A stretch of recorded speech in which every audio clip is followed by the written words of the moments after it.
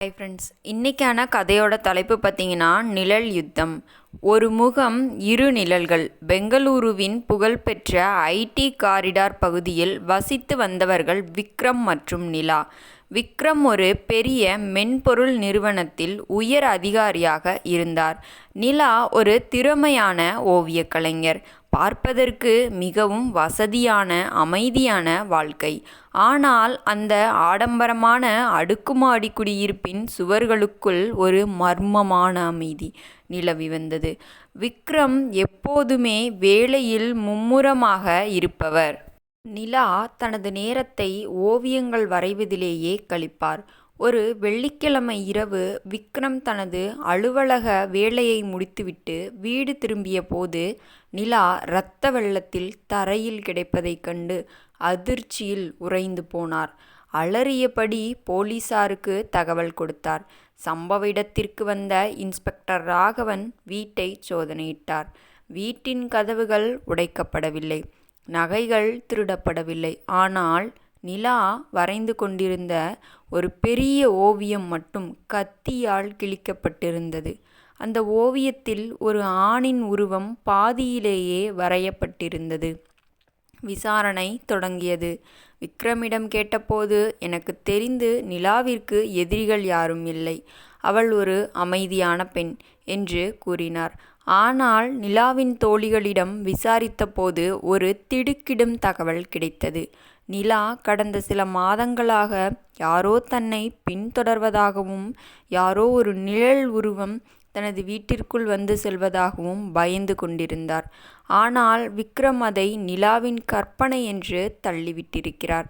ராகவன் நிலாவின் சமூக வலைதள கணக்குகளை ஆய்வு செய்தபோது ஆதித்யா என்ற நபர் நிலாவின் ஒவ்வொரு ஓவியத்திற்கும் விசித்திரமான கமெண்ட்டுகளை இட்டு வந்தது தெரிந்தது.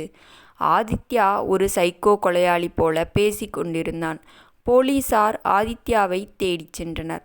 ஆனால் ஆதித்யா என்ற நபர் ஒரு வருடத்திற்கு முன்பே ஒரு கார் விபத்தில் இறந்துவிட்டது தெரிந்தது.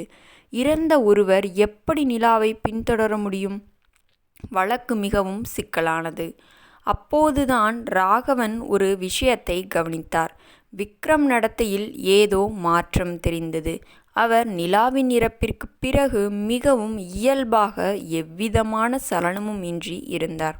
ராகவன் ரகசியமாக விக்ரமின் அறையை சோதனையிட்ட போது அங்கே ஒரு பழைய டைரி கிடைத்தது.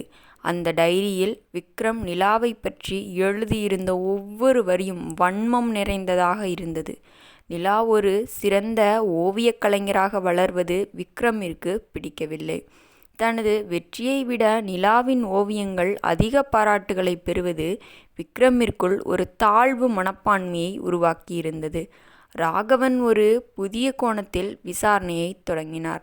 விக்ரமிற்கு பிளவுபட்ட ஆளுமை, ஸ்பிளிட் பர்சனாலிட்டி டிஸார்டர் இருக்கலாமோ என்று சந்தேகித்தார். அதாவது விக்ரமே ஆதித்யா என்ற பெயரில் நிலாவிற்கு மெசேஜ் அனுப்பி அவளை பயமுறுத்தி வந்திருக்கிறான். பகலில் அன்பான கணவனாகவும் இரவில் மர்மமான ஆதித்யாவாகவும் விக்ரம் வாழ்ந்திருக்கிறான். நிலாவிற்கு தன் கணவன்தான் தன்னை மிரட்டுகிறான் என்று தெரியாமலேயே அவள் பயந்து செத்திருக்கிறாள். அன்று இரவு என்ன நடந்தது? நிலா அந்த பாதி வரைந்த ஓவியத்தில் விக்ரமின் உண்மை முகத்தை வரைந்து கொண்டிருந்தாள்.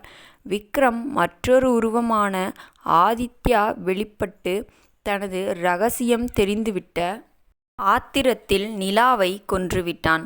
ராகவன் விக்ரமிடம் அந்த ஓவியத்தை காட்டிய போது விக்ரம் மெல்ல மெல்ல ஆதித்யாவாக மாறத் தொடங்கினார். அவன் பேசிய வார்த்தைகள் ராகவனை அதிர வைத்தன. அவள் என்னை விட பெரியவளாக வளர பார்த்தாள், அதனால் அவளை முடித்து விட்டேன் என்று கொக்கரித்தான்.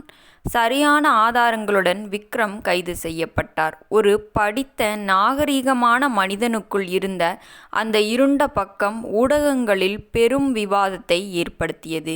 நிலாவின் திறமை அவளுக்கு பெருமை சேர்த்தது. ஆனால் அதே திறமை அவளது உயிருக்கு யமனாக மாறியது ஒரு பெரும் சோகம். விக்ரம் இப்போது ஒரு மனநல காப்பகத்தில் சிகிச்சையுடன் கூடிய சிறை தண்டனையை அனுபவித்து வருகிறான்.